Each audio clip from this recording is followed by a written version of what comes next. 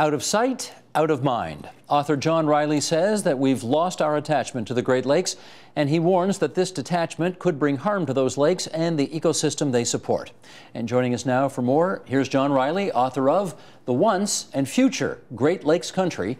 He's also Senior Science Advisor at the Nature Conservancy of Canada, and it's nice to have you back here in the studio.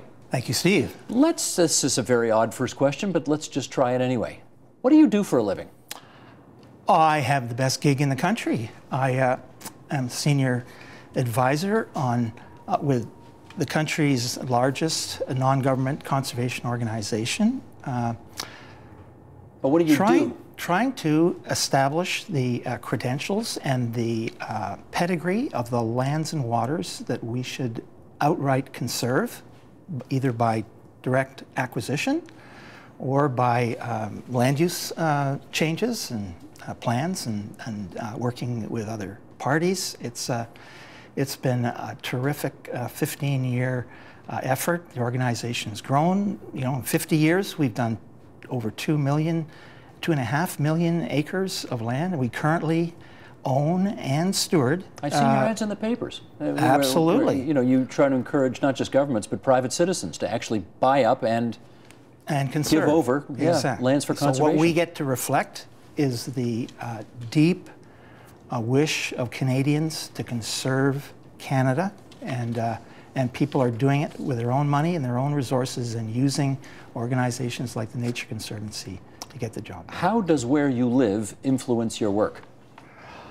Well, 30 years ago, living in Toronto and earning a living in the big city state, you know, my partner and I bought a farm 50 miles northwest of Toronto and took on a personal restoration project to bring it back from a state of total disrepair ecologically and physically in terms of the house and barn, and we have really been thrilled with that and have been living there the last 5 years, and from my high top field I can look over the Oak Ridges Moraine into downtown Toronto. So you're not just, this isn't just your work, you're living it as well. Absolutely. Walking the walk, talking the talk, the whole thing.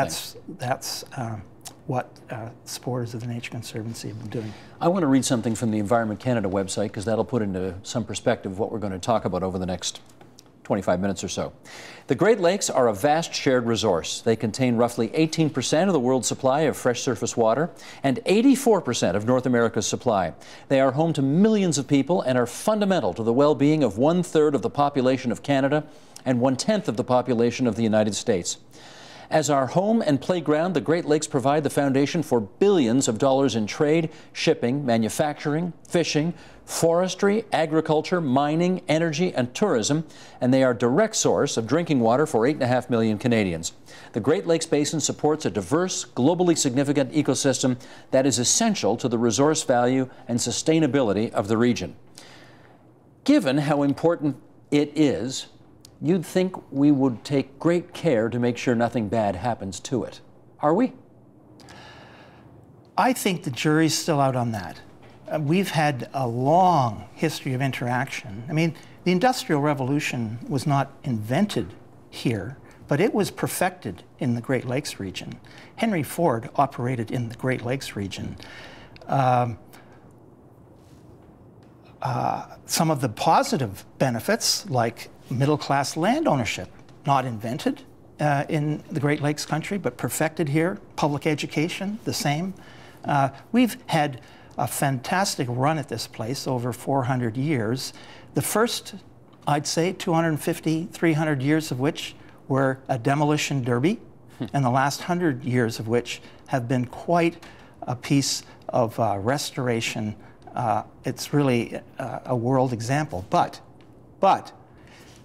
can you think of another world resource where 20% almost of the globe's resource, in terms of surface fresh water, is under the jurisdiction of less than 0.5% of the global population? Well, I think I've heard the analogy, we're like the Saudis of fresh water. Right. So they are to oil what we are to fresh water. How do people think of Saudis and their stewardship of oil? on behalf of the globe.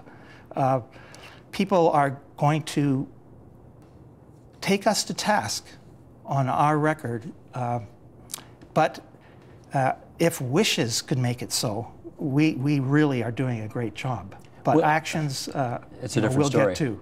Let's go back a few hundred years. When the Great Lakes area was first settled by Europeans, let's put it that way, what did it look like? Well, let's take Toronto Bay. You know, it was a bay before it was a harbor. In 1792, a fresh 18-year-old naval lieutenant was surveying it, and he complained quite bitterly about the immense coveys of waterfowl in the thousands that kept them up all night. What would he be referring to? Ducks and geese, cranes, swans. And they were everywhere. They were everywhere. Elizabeth Simcoe, our lieutenant governor's wife, you know, often wrote about her outings in the canoe up the Don and in the bay, and talked about the immense shoals of Atlantic salmon all around her canoe, you know. And but if I just take that particular location and move it forward 80 years, the Gooderham Distillery was the world's largest distillery, and it took its water for its whiskey from the lake, and 1 million bushels of grain were brought to it by boat every year. In 1883, its spent slop was going directly into a cattle yard that was the largest feedlot outside of Texas, anywhere in the world, 10,000 head of cattle, and its spent refuse was going right into the Ashbridges Marsh, a 1,000-acre marsh right on the waterfront that was spectacular in its time. Okay, but could the Great Lakes handle that kind of fecal coliform count, if I can put it that way? Well, it didn't do too well. How many native species do you think Lake Ontario has lost over the years? Well, just in fish, you know, it originally had something in the order of 81, 82 native fish. Some of them extraordinary numbers, like the Atlantic salmon, the eel, both of which, of course, migrated down into the Atlantic, and the eel all the way to the Sargasso Sea and back. What do you think we're down to now? Well, we've lost 10 species from Lake Ontario totally, but we have lost dozens more in terms of their contribution to a commercial fishery. And it was an immense and wealth-producing fishery in the early days. So it's difficult just how to express this. So we've lost, but what have we gained? 180 non-native invasive aquatic species brought to the Great Lakes through various shipping canals, the Erie Canal, the St. Lawrence, through Chicago sewage and shipping canal. I mean, the Great Lakes is really open to the continent and open to the Atlantic and to the world now, and globalization is bringing all sorts of biological pollution to this area. So from John Graves Simcoe, our first Lieutenant Governor, to the beginning of the 20th century is one chunk of time. You've just described what happened then. From the top of the 20th century to today, how has our stewardship been over the past 100 or so years? Well, we have been reminded of our mortality. And this happened in the 20th century at two particular times that I'll note. One of which was during the Second World War, when Canada had, what, 1 million young people abroad? Most of them came from the countryside. Most of them did not come from the cities. They came from the countryside because, you know, at that point, still 60 or 70% of Canadians and people in the Great Lakes lived outside of cities.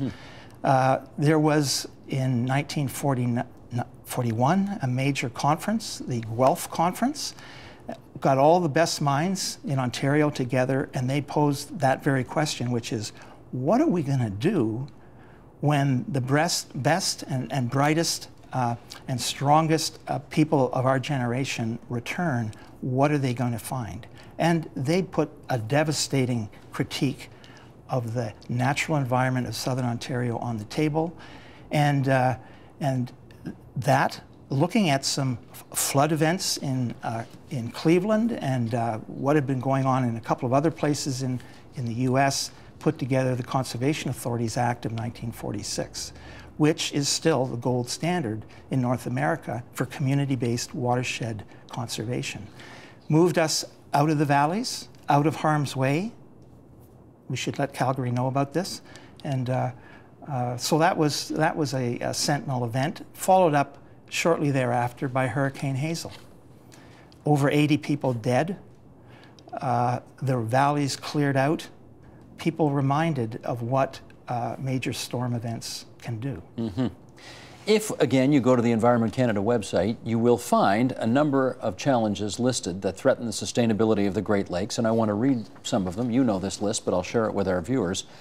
Toxic chemicals, including legacy contaminants and substances of emerging concern, excessive nutrients leading to nuisance or toxic algae growth, beach closures and other problems in nearshore areas, aquatic invasive species, loss of biodiversity and loss of fish and wildlife habitat, and impacts of climate change.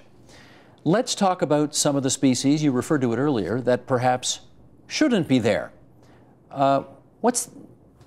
Name a species that shouldn't be there and tell us what the impact of its being there is. Well, we already have non-native invasive carp in our shoreline wetlands in the Great Lakes.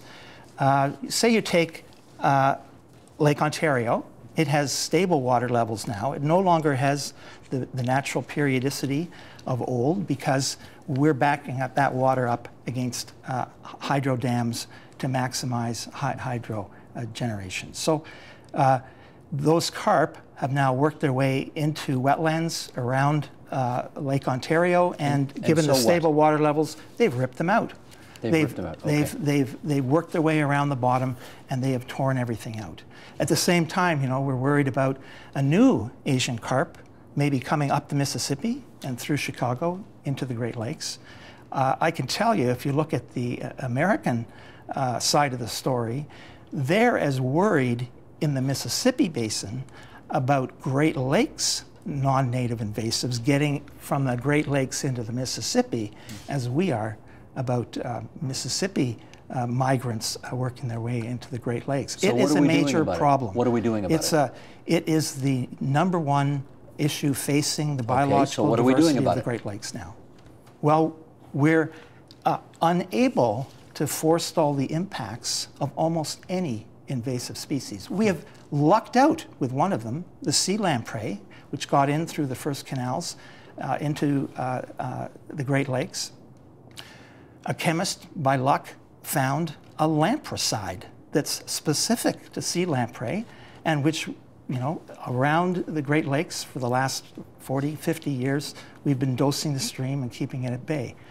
That kind of fluke isn't going to happen again. It just isn't. We got lucky that time. We got lucky once. Anybody who's been around here this winter knows how cold a winter it has been. And we've had apparently 91% of the Great Lakes frozen over, which is the most extensive freezing over we've had since 1979, when we had 95%. What's the impact of when that ice starts to melt?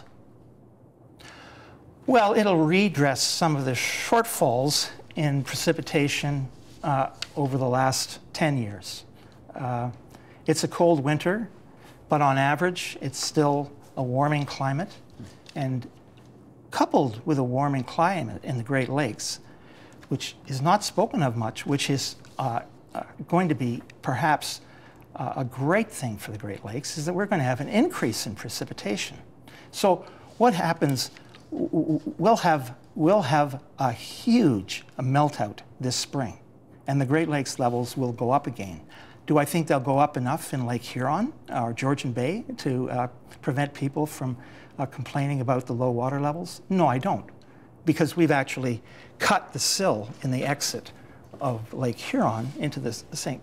Clair River, and that's a 50-foot deep channel to take major Great Lakes shipping through. What do you think the Lake Huron will go up? It may go up a foot, but not enough to satisfy humans. Right. Humans like it to be at the same level on their dock regularly. I mean, last year, the Chichimon couldn't, between Tobermory and Manitoulin, couldn't get into action in the spring because it wasn't lining up with its docks. Water level was too low. I remember it well. Okay, here's an excerpt from a speech that you gave to the Great Lakes Wetlands Conservation Action Plan. You said, Great Lakes country supports a population of 45 million and an annual economy of more than 1 trillion. The biggest of the city-states is by far Tor-Buff-Chester, as demographers now call it, wrapped around the west end of Lake Ontario, 20 million and counting. From space, Tor-Buff-Chester is a giant incandescent light bulb stuck into the side of the planet, radiating heat and greenhouse gases. Consensus has it that the Toronto area alone should welcome another 3.5 million in the next 20 years, about the number living today in metropolitan Boston. Already essentially approved are 150 new high-rise towers in downtown Toronto and 250,000 acres of new urban sprawl uptown. If Tor-Buff-Chester grows this fast for 50 years, it will be in and of itself 40 million. No environmental assessment of that. Okay, Tor-Buff-Chester, of course, Toronto, Buffalo, Rochester, that area in western New York and southern Ontario. Governments see this coming. What have they been doing to prepare for this day? I don't think governments see this coming. I think governments are acting very reactively on a very short-term schedule. If you look at the Ministry of Infrastructure's projections of growth, I mean, they're done by Hempson Consulting, and you lay them out. They're very simplistic documents. They simply say, we would like to have this number of people, of newcomers. We will need this many residential units for them, and it will be nice to have this number of jobs to support it all. And that's the whole deal. There's no assessment environmentally of the sustainability of that kind of population pressure on the Great Lakes region, not even close to it. And it's going to be very difficult for the Great Lakes to continue to play that role of being where we send our waste, industrial as well as residential, and the ability of the lakes to sustain those inputs, especially of some of these chemicals that we are now putting into the system, some of them never having been tested in natural systems whatsoever. So it's something that it would be very interesting to see some public polling on what people actually think of that future. Municipalities, as you know, run that kind of polling all the time and often get the conclusion back from their publics that they don't like the densities of where they're living. Yeah.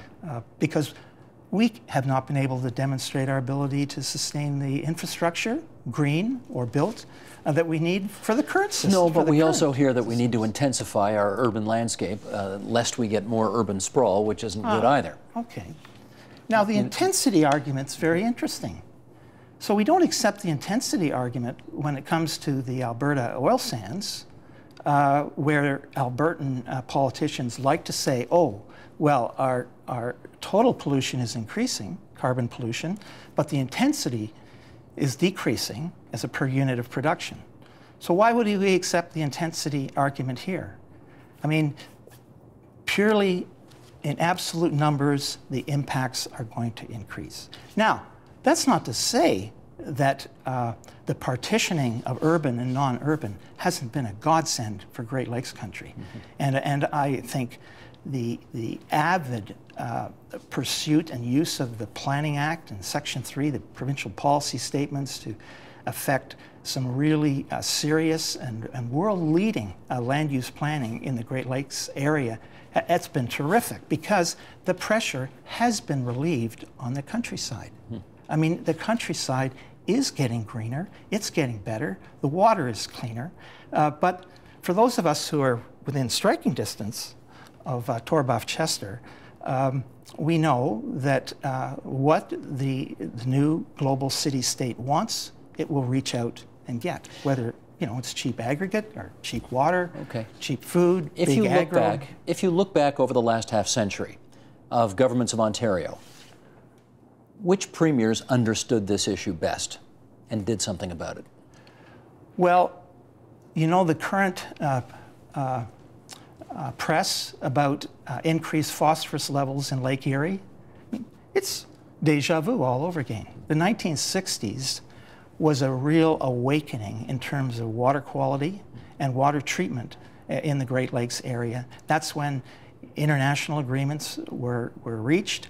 That's when laws were put in place, environmental assessments begun, water and runoff protected. The phosphorus then, the big dead zone in Lake Erie, was solved. So these are solvable problems. So that's the Davis era. Not quite. That's a John Robarts era, if we're talking the 60s. Right. And he did bring in the first anti-pollution laws. That's right. But what do you think Mr. Davis did? I think he continued them, and he got them in place. He probably had to suffer the consequences of their being implemented, which is the challenges of getting them going. He made some great steps, too, in terms of land conservation. He took all the flack in terms of the Niagara Escarpment and the first Aggregates Act in Ontario, and got that into place, and then he left it for Frank Miller to bring in the Niagara Escarpment plan and conserve that. Which premier put more land under conservation or parkland than any other? Well, that would be Mike Harris. Now, Mike Harris was from Northern Ontario, so he understood that doing something at scale was possible because Ontario is a big place, and you can do development, and you can do industry, and you can do conservation. So he did 6 million acres of new parkland. He did the Oak Ridges Moraine. Very impressive record. Liberals have been running Ontario for the last 10 years. How's their record been? I think they're running on air. The Greenbelt has been a great piece of work and has really brought some positive benefits to the immediate Toronto area. But if you look at provincial expenditures as percentage of annual budgetary expenditures, Ontario has never been at a smaller percentage of its expenditures going to the Ministry of the Environment and Ministry of Natural Resources. Never. Less than 1% of the provincial expenditures, which is less than a tenth of what goes into debt retirement, annually, at a time when interest rates are extremely low. I mean, if you asked Ontarians again, if you polled them, well, how much of your tax dollar would you like to see go to helping the environment or land conservation or water care? I suspect it would be more than 1%. This is what they talk about when they say when health spending gets up to half the budget, it crowds out everything else. These are some of the things that are being crowded out, right? So when, and I think the public is ready for it, when decision makers begin to associate the health of the Great Lakes and of our water and of our countryside with our health as individuals. I mean, we know our generation, the younger generation is, electronically and permanently now and fast forward. Nature deficit disorder is rampant on the countryside. I mean, we are environmental illiterates in some respect, aren't we? Well, we're not trending in the right direction. I mean, all the large school boards in Southern Ontario have cut their funding for outdoor education. And if you look back at those projections, something in the order of 3 million new urbanites in the next 20 years, the estimates are that almost 90% of them will be coming from other global cities. There was a time when people had in their families a memory of their roots on the countryside. It would be great to reestablish that connection. The Ontario government has introduced something called the Great Lakes Protection Act, and it says the act is going to make us become world leaders, well, continent leaders anyway, leaders on this continent of innovation as it relates to water treatment and so on by 2015. What do you think? Look at all the legislation that was brought in the 1960s, 1970s. The vision, the mission, the legislation is not the issue. The issue is how much are you leaning into the task of actually spending money to get things done. I mean, I shouldn't do this, but I made a list, and I can read it to you here. Clean Water Act, Nutrient Management Act, Conservation Authorities Act, Ontario Water Resources Act, Environmental Protection Act, Water Opportunities Act, Great Lakes Water Quality Agreement, Great Lakes Fishery Commission, Ontario Canada Agreement respecting the Great Lakes. What's this over what period of time? This is in the last 40 years, since the 1960s. Great Lakes Commission, Great Lakes Garden Community Fund, there's no shortage of Adaptation legislation. Fund, Action Fund, Sustainability this, Sustainability that. We know what the challenges are. We, at this particular point, when the economy is approaching what some economists think is the long-term ideal, which is kind of a steady state. Others would think of it as a protracted recession, of course. It behooves us to think about the partitioning of our budgets, frankly, and our energies. Where are we going to invest money so that we're up for living here for the next 1,000 years? And to use one example of this, Calgary was a wake-up call for the insurance industry and the reinsurance industry. Yeah. And they have let Albertans know that perhaps they should be considering a hazard land mapping, actually letting people know that you should not build there because you're not going to get insurance and you're not going to get any mortgage support or anything for construction. That might make people pay attention. Well, we did that here after Hurricane Hazel, and we did a great job, but we did it for the 100-year storm. So now, with climate warming, we're going to have more precipitation, and when we mean that weather is going to be more turbulent, we mean water events.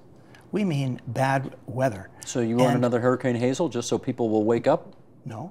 I would like us to start thinking about hazard land mapping for the 200-year storm or the 300-year storm. I mean, let's think about that portion of the landscape that we should be occupying. Let's think about a building code that encourages construction that is going to last a minimum of 100 years or 200 years, and which is durable enough and well built enough so that it doesn't leak heat and greenhouse gases, et cetera, et cetera. I mean, let's make this place our home.